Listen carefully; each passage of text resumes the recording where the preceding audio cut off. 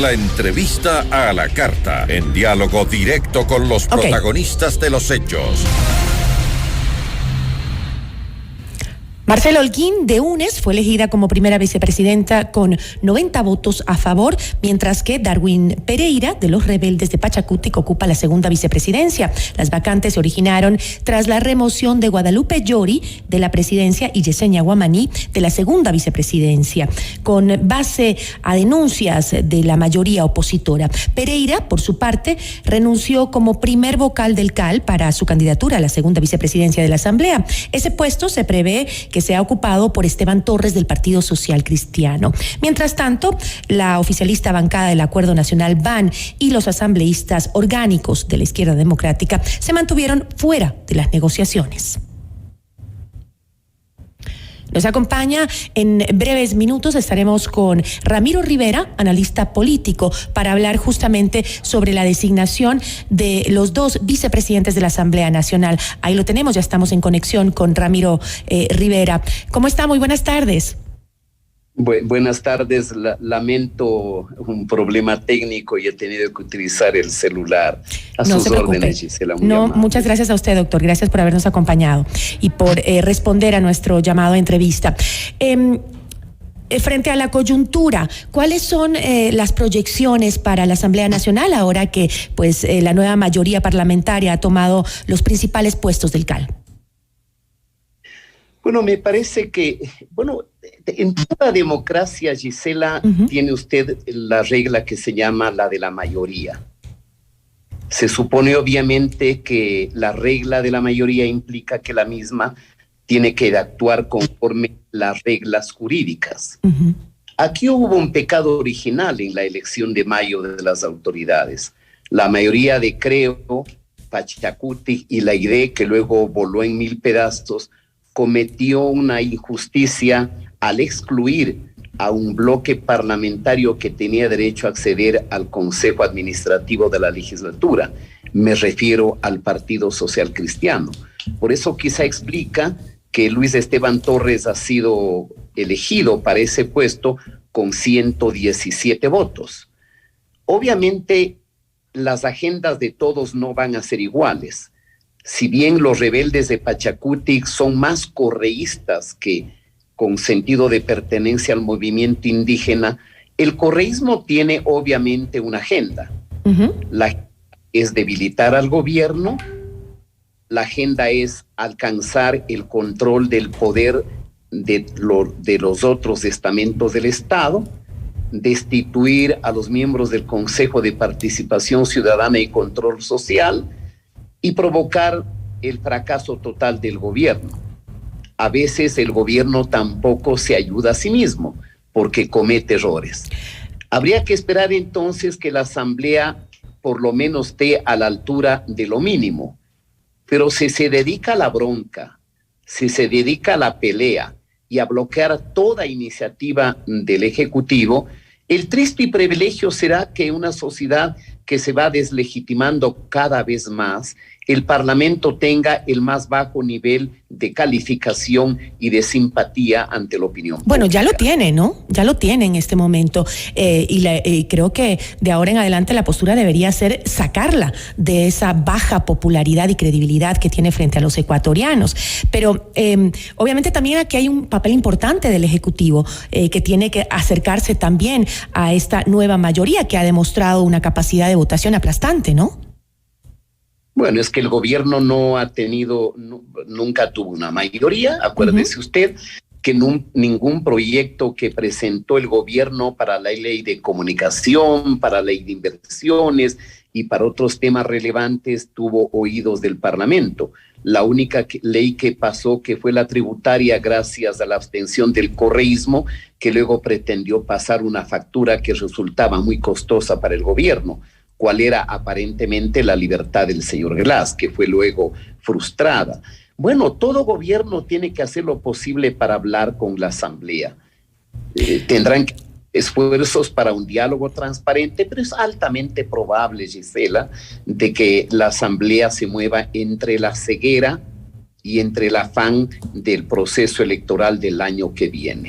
La desgracia de la política ecuatoriana es que cada uno piensa en sus propios beneficios electorales y pocos, o diría casi nadie, piensa en los objetivos nacionales que preocupa a la mayor parte de los ciudadanos. ¿Y cómo podemos explicar la reciente alianza entre el correísmo y el Partido Social Cristiano, sobre todo considerando que han sido fuerzas históricamente opuestas? No es la primera vez, Gisela, que eso sucede en el Parlamento. Si usted revisa la historia del Parlamento reciente desde 1974, verá que las mayorías cambian de un lado para otro en cada periodo electoral, porque en el Ecuador no se discuten los temas, en el Ecuador no se debaten los aspectos que tienen relación con la vida nacional. En el Ecuador simplemente se conforman dos bloques, el de gobierno, que con frecuencia es minoritario, y el mayoritario, que tiene el único objetivo, que el gobierno fracase. Por eso el Ecuador está estancado, por eso el Ecuador no sale adelante. Y el problema, o diríamos la raíz de este problema, Gisela, es un diseño institucional, yo diría, absolutamente perverso. Mientras no haya un nuevo sistema político, un nuevo sistema electoral y un nuevo sistema de partidos que apuntale a un gobierno con una presencia mayoritaria importante, o haga que el gobierno se derive de un acuerdo nacional permanente, no vamos a salir adelante. Y esta es una tragedia que no solamente lo tiene el Ecuador, lo tienen muchos países de América Latina. Bolivia trató de resolver ese problema hace algunas décadas, le sirvió por 2 o 3 periodos presidenciales, pero la única certidumbre del sistema político ecuatoriano es su crónica inestabilidad. Ahora, el correísmo ha ganado incluso más espacio político ahora que durante la anterior Asamblea Nacional.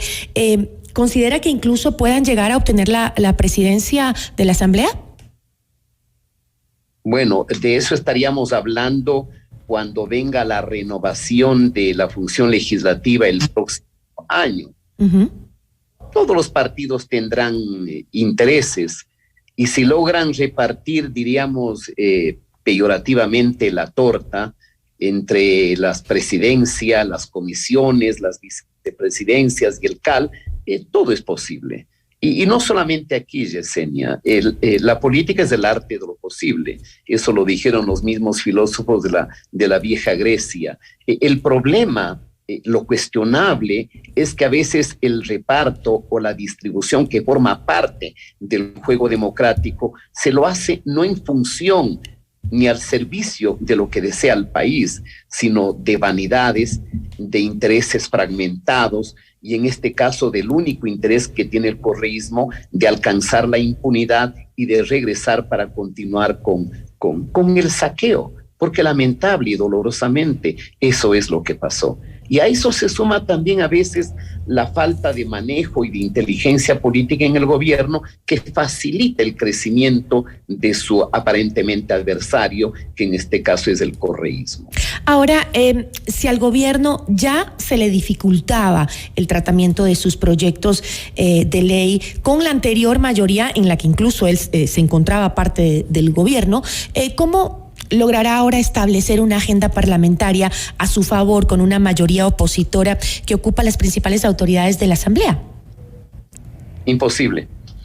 Si usted escucha el discurso de Luis Esteban Torres, le queda la esperanza de que, siendo el Partido Social Cristiano una organización que tiene un pensamiento liberal, que cree en la inversión privada, en la promoción, en el trabajo, en la flexibilización laboral, en suma, en la modernización, usted podría decir hay un pequeño camino ahí que se desbroza. Pero si escucha a UNES, es el mismo discurso del rencor, es el mismo discurso del resentimiento, es un discurso de homenaje, de loas y de dignificación a su caudillo. Usted tiene una izquierda democrática que se despedaza en una ausencia de identidad y de cohesión. La lucha por la CONAIE, la lucha por el control del propio Pachacuti y su fragmentación interna. En Pachacuti usted tiene un grupo pequeño que, más que pertenecer a un pensamiento alternativo, son diríamos, seguidores enamorados fervientes partidarios del modelo autoritario del señor Correa. Pero ¿no cree usted que también ha fallado el Ejecutivo en buscar espacios de representación en el Legislativo? La política, Gisela, es un juego complejo. La política tiene que ver con el poder, con la lucha por el poder y por reparto del poder. Y ahí, por más discurso que se haga digamos, de inocencia o de lo que sea, eso no sirve para la política. En la política real usted tiene que tener ideas claras, estrategia, políticas de comunicación y acciones que se encaminen a preservar el poder, la estabilidad, la seguridad. Pero esos consejos lo tiene la humanidad desde el Renacimiento, desde el siglo XVI. Entonces, cuando un gobierno dice que está gobernando la ingenuidad, entonces la ingenuidad con frecuencia pierde. La ingenuidad con frecuencia va a tener malas pasadas, va a tener desventajas. Y eso sabemos todos los ecuatorianos. Al gobierno le falta un equipo político, le falta un pensamiento, le falta una estrategia, le falta... ¿Usted cree que el gobierno ha sido muy ingenuo? Pero ya ha pasado un año como para pasarse de ingenuo durante todo un año. Bueno, cuando yo me refiero a esa palabra, estoy retomando simplemente las expresiones del señor presidente. El presidente ha dicho que ahora gobiernan los ingenuos, los políticamente ingenuos. Claro, es un mensaje equívoco, pero si usted le toma de manera literal, hay una confesión de parte de que no están en condiciones de manejar la política con otros elementos de estrategia. Y aquí no es que se refiera uno a que la política tenga que manejarse en el diálogo con el Parlamento, con espacios de poder o con corrupción. No. Tiene que ser un diálogo franco, abierto. Pero estratégico también. Pública. Ahora, es la primera vez en 10 años, en una década, me parece que la dirección de la Asamblea Nacional es opositora al Ejecutivo, ¿o me equivoco? No siempre ha sido así, pero con frecuencia los gobiernos han construido mayorías que han sido al menos neutrales. Febres Cordero tuvo parte de control en un momento en el Congreso, lo mismo lo tuvo el presidente Borja, lo mismo lo tuvo otros presidentes como Mawad, o aliados como tuvo Sixto Durán Ballén, pero yo creo que siempre y con frecuencia los gobiernos han sido débiles ante el Parlamento, reitero, por el diseño perverso de un sistema electoral en el que la clase dirigente no advierte que es un diseño para el bloqueo, que es un diseño para la bronca, que es el diseño para la pelea. Para la conflictividad. Para cooperar, para unificar. Ahora, entonces, para cerrar un poco la idea, ¿qué escenario le espera al gobierno con las nuevas designaciones a puertas de presentar nuevos proyectos políticos, como por ejemplo la reforma laboral? Imposible. Si más bien en el seno del Parlamento, de lo que sé, está corriendo un proyecto donde ni siquiera se requerirá los 90 días de prueba, sino que usted incorpora a una persona y al siguiente día ya lo tiene a perpetuidad. Es que el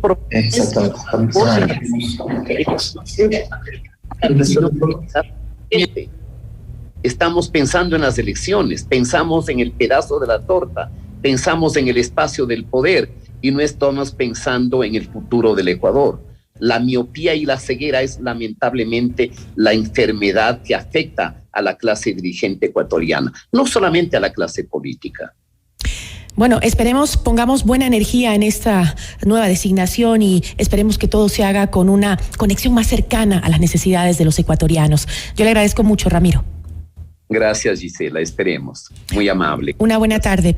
Ramiro Rivera, analista político.